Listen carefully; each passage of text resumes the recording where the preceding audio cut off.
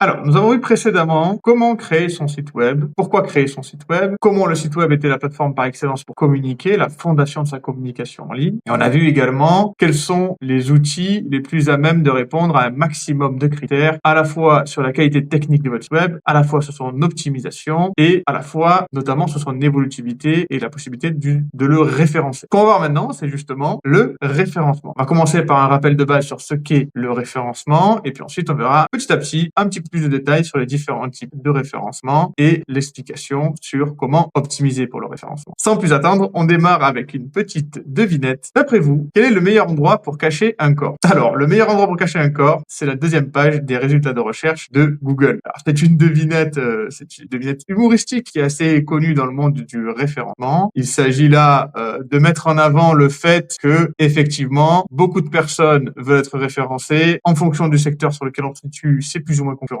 et on se rend compte statistiquement parlant que on est beaucoup plus visible quand on est sur la première page de Google. En réalité, la statistique la voici, 90% des personnes ne vont pas au-delà de la première page des résultats de Google quand ils font une recherche. Et donc, la deuxième page, peu de gens la fréquentent, y compris nous-mêmes. Donc, le référencement, qu'est-ce que c'est? Le référencement, c'est la notion d'être référencé sur les moteurs de recherche notamment. Là, c'est le cas qui nous intéresse. On parle de Google. Pourquoi Google? Parce que il détient 90% du marché mondial de la recherche. Donc, on concentre nos efforts particulièrement sur Google. Et donc, Google, son travail, c'est d'être un index qui va venir recenser tous les sites Internet qui existent, toutes les plateformes qui sont disponibles sur Internet et qui sont susceptibles d'intéresser ses utilisateurs. Pour ça, il faut comprendre une notion qui est très importante sur le référencement. Étant donné que Google fournit des outils de recherche, donc son moteur de recherche notamment, gratuitement, les utilisateurs, quand ils font une recherche, ils n'ont pas à payer pour ce service-là, eh bien, il faut qu'ils puissent garder ce nombre d'utilisateurs parce que le travail de Google, c'est une régie publicitaire, c'est donc de proposer à des annonceurs un espace publicitaire sur lequel il y a beaucoup de personnes qui s'y connectent, il y a beaucoup d'utilisateurs. On avait évoqué cette notion rapidement lors de l'introduction. Et donc, pour garder ces utilisateurs sur sa plateforme, faire en sorte qu'ils continuent à utiliser la plateforme, le moteur de recherche doit être satisfaisant. Il doit répondre le plus rapidement possible, de la manière la plus pertinente, aux requêtes de tous les utilisateurs. Et c'est de cette façon-là qu'on va pouvoir garder les utilisateurs qui vont continuer à utiliser le moteur de recherche parce qu'ils font des recherches qui sont satisfaisantes. Par exemple, j'ai besoin d'un plombier à Paris 16e, je vais taper plombier Paris 16e, il faut que je trouve un plombier dans les premiers résultats de recherche qui soit à Paris 16e, qui corresponde plus ou moins à la localité dans laquelle je me trouve, qui a des tarifs qui sont plutôt corrects et qui soit disponible dans l'idéal tout de suite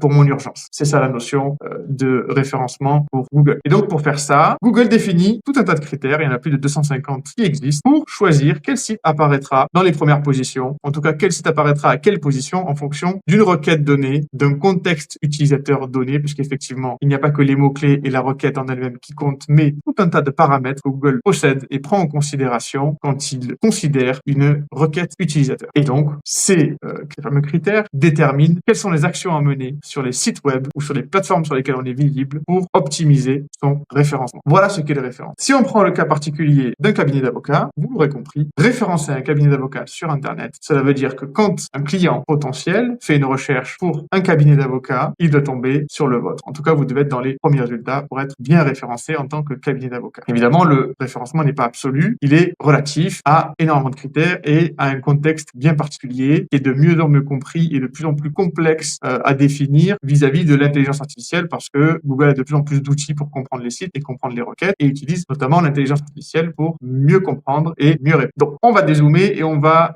mieux comprendre comment se découpe le référencement. Il y a deux types de référencement principaux, le référencement naturel, gratuit, organique et le référencement payant. La notion du référencement naturel, c'est celle qu'on a expliquée précédemment. Les robots de Google viennent parcourir les sites web, les comprendre et leur attribuer quelque part une note en fonction des critères qui sont définis par Google et du taux de réussite par rapport à ces critères, de à quel point ils correspondent à ces critères pour pouvoir les positionner en fonction des requêtes des utilisateurs. Et il y a le référencement payant où là, on vient payer pour être positionné dans les 4 premiers résultats, dans l'idéal dans le premier résultat, le top 1 de Google et on vient, c'est pour ça qu'on appelle ça du référencement payant, c'est qu'on vient payer pour être positionné à cet endroit-là et on paye au nombre de clics qu'on va recevoir sur des requêtes utilisateurs données, donc on aura acheté des mots-clés. On reviendra sur la notion de référencement payant plus tard où on définira une capsule bien détaillé sur ce sujet-là. On va revenir et s'intéresser pour le moment sur le référencement naturel. Rapidement, l'avantage du référencement naturel par rapport à d'autres types de référencement, c'est qu'il est durable et qu'il est plus économique sur le long terme. Effectivement, un référencement, ça se cumule dans le temps. C'est-à-dire que les efforts qu'on va faire aujourd'hui, on les récoltera demain à des échelles de temps qui vont être définies, mais qui peuvent être variables en fonction notamment de la concurrence, mais aussi d'autres éléments sur les optimisations qu'on aura pu faire sur un site web donné.